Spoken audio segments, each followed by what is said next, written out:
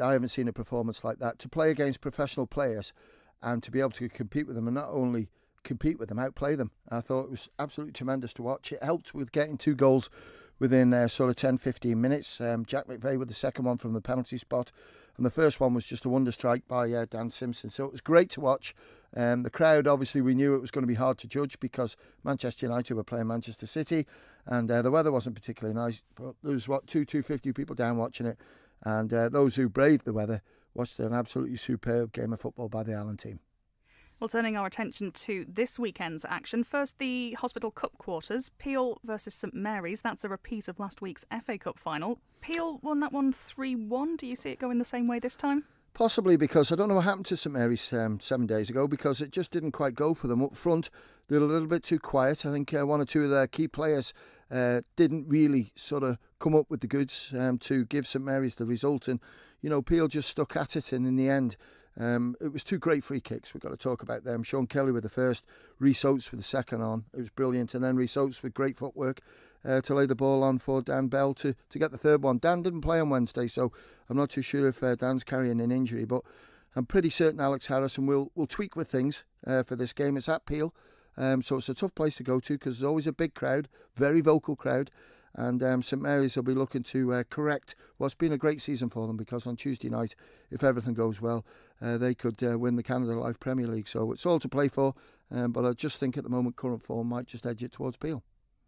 Well, Ramsey against Douglas High School Old Boys, that's 2 sides from different divisions. How do you see that one going? Well, it's difficult because you look at the league table, Ramsey is still my team to take that second spot with Pullrose. Ramsey again have been scoring plenty of goals in Division 2. They had a good result midweek. Douglas High School Old Boys faltered just after Christmas, but they've got it back together. They're still not playing as good as expected, but I would think that the Premiership side, which is Old Boys, will just get the result away from Ramsey. But it's a good pointer of what Ramsey may face next year if they do get promotion. Well, another one with a Division 2 side up against a Premier League side, Foxdale hosting Moran. Can Foxdale cause the upset? Possibly. I think Moran, again, a lot of good young players there who now coming up to sort of 23, 24, so they're starting to look good. Ashley Higginbottom played for the Island on Wednesday. Real class act he is, so if he can get going for Moran, then he could be the difference between them. But John Roberts has got a really good team there at Foxdale, and Foxdale aren't out of it neither. There have to be a mass collapse by everyone around them to let them back into it, but they still can play some quality football, and with the Jay Chapwood up front, I just wonder if Foxdale could win this one, and Moran know that, and I'm pretty certain they'll be going to bed early tonight to make sure they're fresh for tomorrow's game. And the last one of the quarterfinals, Douglas Athletic at home to St George's. They're the current holders, St George's. Can you see them going all the way again this year? I think so. Douglas Athletic have had their best season in the Premier League, so take nothing away from it. They've picked up some real handy points when you would have thought they would have found it a little bit harder. But St George's, a couple of games of late, they haven't scored too many goals, but when I looked at their really quality, good young players coming through, Lewis Brighton, Jay Skelter Maxwell, John Ibanez, absolutely superb to watch them with that Island jersey on Wednesday. And I just think that'll give them the fire in their belly to get the result. And I think St George's will go in the hat for the semi-final draw. Well, in that case, we'll move on to JCK Division 2. Pullrose, the new league leaders following the midweek fixtures. They're hosting Malou tomorrow, and a win would pretty much secure their promotion. How do you see that one going?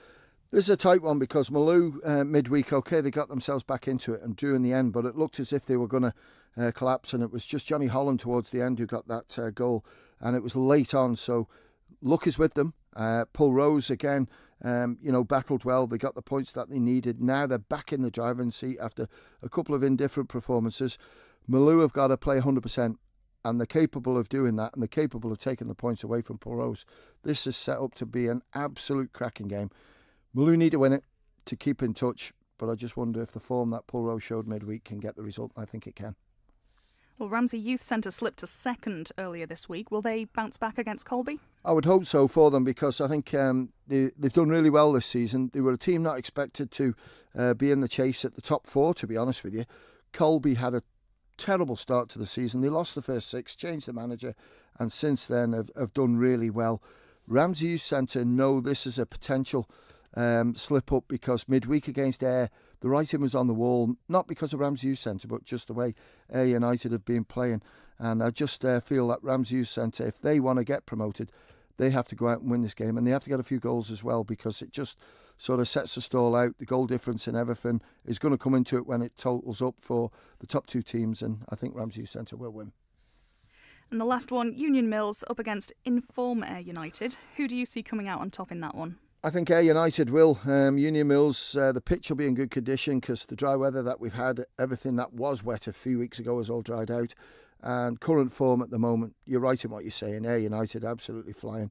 I think Stephen Fox's team will find it really tough. And I think also Union Mills are looking at the game after on Sunday, which is the Junior Cup quarterfinals, because I know a few of their first team players have qualified, so I'm going to go for Ayr to win. Are you braving the elements tomorrow? Are you off to one of the matches? I'm hoping to, and there's only one place to go to, that's Peel and St Mary's, but let's have a look what the weather comes in, and also work commitments, got a busy morning. Well, we'll just recap those fixtures then. That's the Hospital Cup quarterfinals, Peel versus St Mary's, Ramsey versus Douglas High School Old Boys, Moran versus Foxdale, and Douglas Athletic hosting St George's. In Division 2, Union Mills against Ayr United, Ramsey Youth Centre versus Colby, and Pullrose United versus Malou.